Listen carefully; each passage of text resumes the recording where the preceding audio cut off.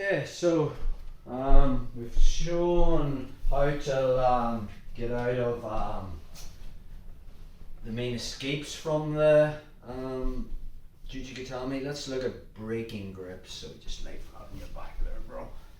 So a lot of the time when we get into the armbar position, before we get the arm to this position, Frankie's going to make grips. Okay, we're not going to be focused on what grip he has. Some people have an S grip, gable grip, what hands should be on top and all that. Lachlan Giles just thinks about two concepts. One, he doesn't want to get into a tug of war match where I'm physically using my back muscles against Frankie's upper body strength here.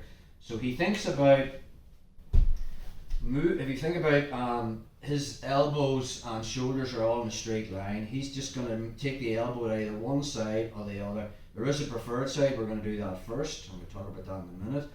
So we move the elbow to one side. Now the shoulder and elbow are out of line, so this is going to put a lot of pressure on his shoulder, which is going to break open the grip. The second thing we're thinking about is gluing my chest to the back of his wrist. Again, that's not going to happen from this position because his elbow's in the way.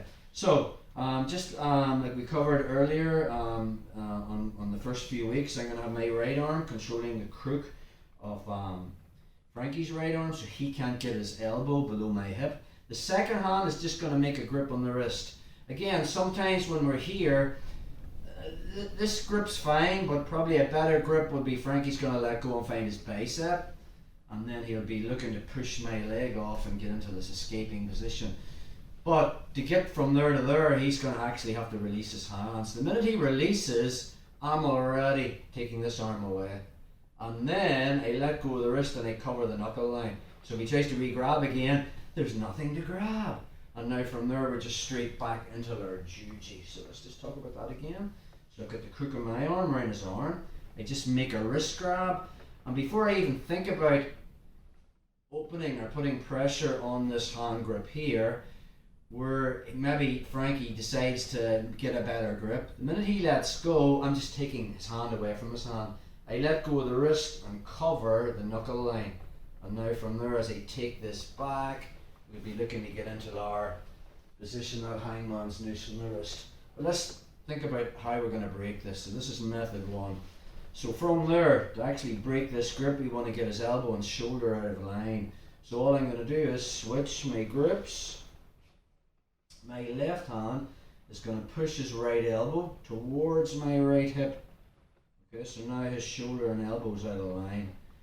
Okay, once I'm there, I get the crook of my arm around his wrist, find my left bicep, and now my left hand grabs the wrist.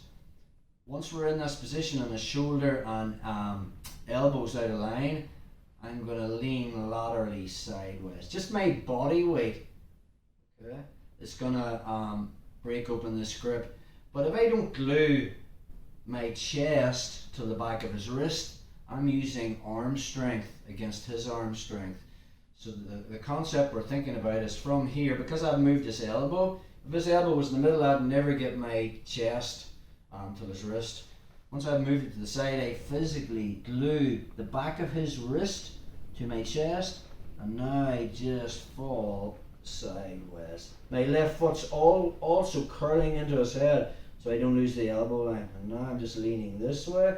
Once I break open the grip, again I'm bringing it back. I get into that hangman's noose grip, that spiderweb grip, and now I have it. Let's just get another angle on that, bro. Let's turn that wrist perfect there.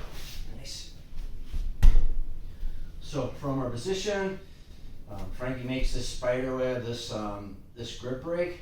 So again, from there, this hand will be on the wrist, right arm's through, left's got the wrist, on the off chance that he decides to get a better grip. The minute he does, I just take it away and cover the knuckle line. So he tries to re-grab again, and then I can just take it away from him.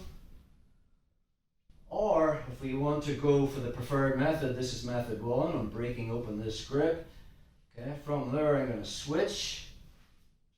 And my left hand is going to move his elbow into my right hip. And once I'm there, I put the crook of my right arm around his arm, find my bicep, find the wrist, and then I glue my chest, okay, to the back of his wrist. I just fall laterally to my right, and my left foot is curling into the hip. And now from there, gravity breaks open the grip. Once I break it open, I get that preferred grip, bring it back, and I can lift my hip. So that's method one on breaking open the grips when he's hand to hand.